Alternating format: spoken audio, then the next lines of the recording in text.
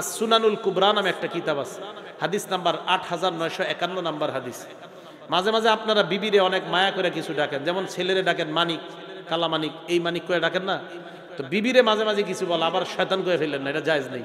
শয়তান তো মানে অনেকে মহব্বত করে, আপনি এটা বলে যায় না। আবার এখন কি বলা যাবে? নবীজি সাল্লাল্লাহু আলাইহি সাল্লাম দেখলেন যে একদল হাবশি গোলাম মসজিদে নববীর চত্বরে বর্ষা খেলতে এসে, বর্ষা প্রতিযোগিতা। নবীজি আম্মা জান আয়েশাকে বললেন, ইয়া হুমায়রা, কি বললেন? হুমায়রা মানে লাল সুন্দরী। নবীজির বিবির নাম আয়েশা। নবীজি ডাক দিয়েছেন, ইয়া হুমায়রা, ও লাল সুন্দরী। সুবহানাল্লাহ। এভাবে আন্তরিকতা প্রকাশ করতেন। আতুহিব্বিনা আন তানজুরি ইলাইহিম, তুমি কি তাদের বর্ষা প্রতিযোগিতা দেখতে চাও? সামনে আসেন, এই জায়গায় আসেন, আপনাদের দিয়ে একটা দায়িত্ব এখন তাকান, তুমি কি বর্ষা প্রতিযোগিতা দেখবা? কয় হ্যাঁ। তো আম্মা জান আয়েশা বলে, নবী আমার জন্য এত আন্তরিকতা দেখাইলেন ওই দিন, ফাকামা বিল বাব, দরজায় দাঁড়ায় গেছে নবী।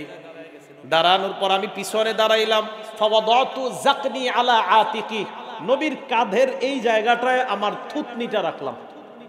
ও আসনাতু ওয়াজহি ইলা খাদ্দিহি, আমার গালটা নবীজির গাল মুবারকের সাথে লাগাইলাম। এইভাবে পিছন থেকে দাঁড়ায় দাঁড়ায় আমি তাদের বর্ষা প্রতিযোগিতা দেখতে লাগলাম। তা আম্মা জান আয়েশা কয়, নবী আমি ছোট মানুষ তো, যতক্ষণ মন চাইছে দেখতেছি, নবী কিচ্ছু কয় না, দাঁড়াই রইছে আমার জন্য। তো দেখেন, স্ত্রীকে আন্তরিকতা প্রকাশ করায়। আপনার বিবি আপনার সাথে মাঝে মাঝে অভিমান করে, তা আপনি জানেন উনি কি খাবার পছন্দ করে, আপনি গত 10 বছর ওই খাবারটা তারে খাওয়ার নাই, তো আজকে আপনি বাজার থেকে ওটা চুপি চুপি কিনে আনলেন, হঠাৎ দিয়ে দিলেন, খুশি হয়ে যাবে, এতে সুন্নত আদায় হলো, আন্তরিকতা প্রকাশ গেল, দুইজনের ঝগড়াও মিঠে গেল।